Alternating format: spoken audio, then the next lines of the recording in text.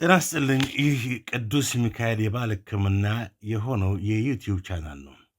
በዚህ ዩቲዩብም የተለያዩ ጤና ነክ መረጃዎችን ለእናንተ እናቀርባለን። ለዛሬ ይዘንላችሁ ቀረብነው ስለ ኩል የጤና አገልግሎት ነው። ኩል ሺህ ዘመናትን የተሻገረው ኩል ለጤና እና ለውበት ያለው ጥቅም። ዘመነኛው የመዋቢያ ምርት አቅራቢ ዓለም ኤላይነር ይለዋል።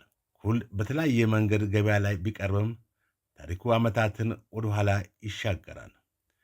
ዛራ ሃንከር የቢቢሲ ጋዜጠኛ ናት። ብሩክሊን የሚገኘው ቤቷ ውስጥ ኩል ስትቀባ ከቤቴ ብርቅም ከእናቴ ከአያቴና ከመካከለኛው ምስራቅ ሴቶች ጋር የተሳሰርኩ ይመስለኛል ስትል ትገልጻለች። ያለፈው ታህሳስ ላይ የተባበሩት መንግስታት የትምህርት ሳይንስና የባህል ተቋም በዓለም የማይዳሰሱ ቅርሶች ዝርዝር ውስጥ ኩልን አካቷል። ሴቶችም ወንዶችም አይናቸው ላይ የሚያደርጉት ኩል ሺህ ዓመታት የተሻገረ ታሪክ አለው። ኩል አረብኛ ቃል ሲሆን ከአረቡ ዓለም ባሻገርም በኢትዮጵያ የሚጠራውም በዚሁ ስም ቢሆንም በተለያዩ ባህሎች የተለያየ ስም ግን አለው። ደቡብ አፍሪካ ካጃል ትለዋለች፣ ናይጄሪያ ትሪዮ፣ ኢራን ሶርማህ ይባላል። ኩል በባህላዊ መንገድ ይዘጋጃል።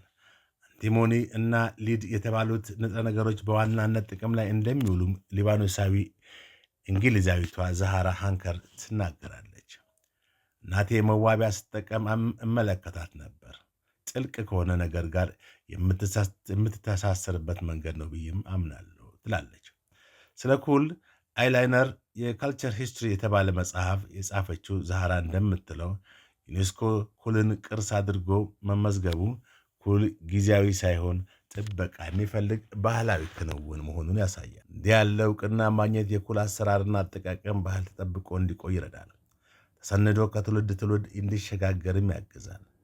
በአንድ ትውልድ ተገድቦ የሚቆይ ወይም በዓለም መዋቢያ ምርቶች ንግድ ውስጥ የሚጠፋ አይሆንም ስትል ታስረዳለች። ዛሃራ ከኢራናውያን ጓደኞቿ ጋር ራት እየበሉ ስለ መዋቢያ ምርቶች ሲያወሩ ነበር። ኩል ታሪክና ባህላዊ ሚና ትኩረቷን የሳበው። ኩል ለሴቶች ትልቅ ዋጋ አለው። በሌሎች ሀገራት የሚኖሩ ወይም የተገለሉ ሴቶች ቢሆኑም ለኩል ቦታ አላቸው ትላለች። የኩል መነሻ ጥንታዊ የግብፅ የሜሶፖታሚያ እና ፋርስ ስልጣኔ ነው ይባላል። ጾታና መደብ ሳይለይ ሁሉም ሰው የሚጠቀመው ነበር። ኩል ከመዋቢያነት በላይ ጥቅም ይሰጣል። መንፈሳዊ ዋጋም አለው። ዓይንን ከህመም ለመከላከልም ይውላል ትላለች ዛሃራ። ጥንታዊ ግብፃውያን ሲቀበሩ ከኩል ጋር ነበር የሚቀበሩት። በቀጣዩ ሕይወት ይዘውት ሊጓዙ መፈለጋቸውን ያለው ትልቅ ዋጋ ያሳያል። ከኩል ጋር በተያያዘ የመጀመሪያ ተጽዕኖ ፈጣሪ ናት የምንችለው ንግሥት ነፈርቲቲን ነች። በሉጊዊ ዋግ ቦርቻት የተመሩ ጀርመናውያን የቅሪተ አካል አጥኚዎች ግብፅ ውስጥ ምርምር ካደረጉ በኋላ በአውሮፓውያኑ 1912 ይፋ ባደረጉት ግኝት መሠረት ንግሥት ነፈርቲቲ ኩል እንደምትቀባ ማስረጃዎች ተገኝተዋል። የተባበሩት መንግስታት የትምህርት የሳይንስና የባህል ተቋም በዓለም የማይዳሰሱ ቅርሶች ውስጥም ኩልን አካቷል። የንግሥት ነፈርቲቲን ቅንድብ የተቀለበሰ ነው። በትክክል ቅርጹን ይዞ ሰማያዊ ቀለም ሽፍቷ ላይ ይታያል። የተቀባችው ኩል ነው የሚሆነው። ቀለሙ ቢለያይም ከአጠቃላይ ገጽታዋ ጋር ይናበባል ስትል ዛሃራ በመጽሐፏ አስፍራለች።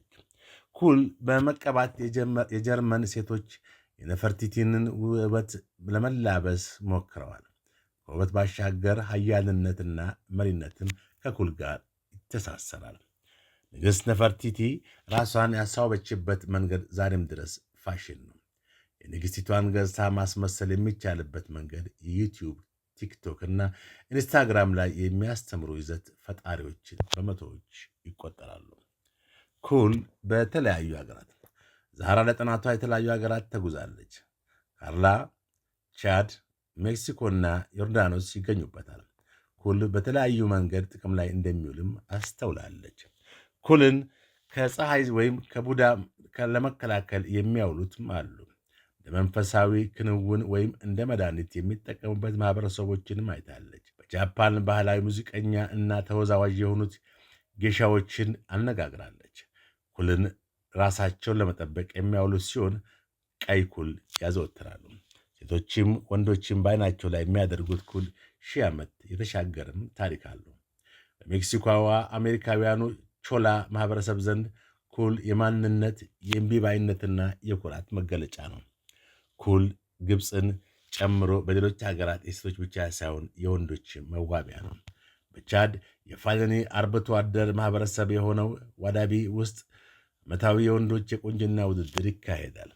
በፔትራ የባዶድ ወንዶችና በዮርዳኖስ ያሉ ወንዶችም ራሳቸውን ከፀሐይ ለመከላከልና አምሮ ለመታየት ኩል ይጠቀማሉ ትላለች ዛህራ። ወንዶች ፍቅረኛ እንደሌላቸው ለማሳየት እንዲሁም ጉርምስናን ለማሳየት ኩል እንደሚጠቀሙ ዛህራ ትናገራለች። በሌላ በኩል ልጆችን ኩል መቀባት ከለላ እንደሚሰጣቸውም ይታመናል። አረብኛ የሚናገሩ አገራት ሀጃል እና ካሊላን በሚሉ ቃላት ኩልን ይጠራሉ። ቃሉ የአክብሮት መግለጫም ነው።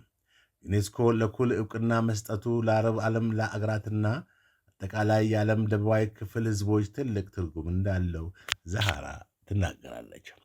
እነዚህ ህዝቦች ባህሉን ለዘመናት ጠብቆ ቆይቷል። ቅኝ ግዛት ባህሉን እንዳያጠፋውም ተከላክለዋል። ኩል መቀባት መንፈሳዊ ክንውን ነው። ኩል ስንቀባ ባህላዊ ቅደም ተከተል አለን። ቅንድብ ወይም ሽፋሽፍት ላይ መስመር ከመቀባት ያለፈ ትልቅ ትርጉም አለው ትላለች ዛህራ። ወጣቶች ፊታቸውን ለምን ወደ ውበት ቀዶ ሕክምና አዞሩ? ወጪና የሚያስከትለው ውስብስብ መዘዝም እጅግ ነው። ኩልን መጠቀም ግን ለውበትም ለተለያዩ ነገሮችም ጠቀሜታ አለው ትላለች።